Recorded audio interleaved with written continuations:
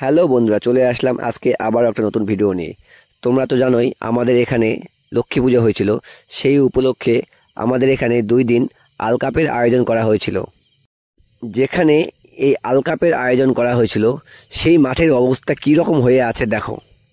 যত রকমের নোংরা আবর্জনা, খাবারের প্যাকেট, সব গোটা মাঠ ভরে রয়েছে।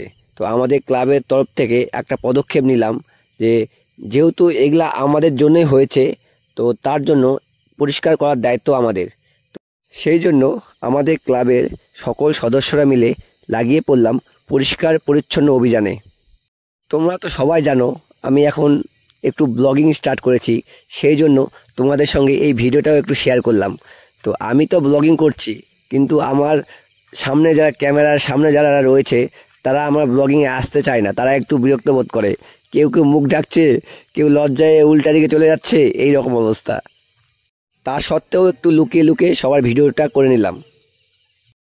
তোমাদের আমাদের এই পরিষ্কার পরিচ্ছন্ন করার কাজটি কেমন লাগলো অবশ্যই কমেন্টে জানাবেন।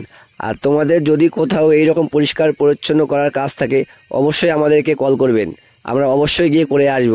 তার জন্য কিছু পারিশ্রমিক লাগবে। আমরা সবাই মিলে কাজ করলাম এতক্ষণ ধরে। এই কাজ করার পর সৈনিকরা একটু হাঁপায় গেছে।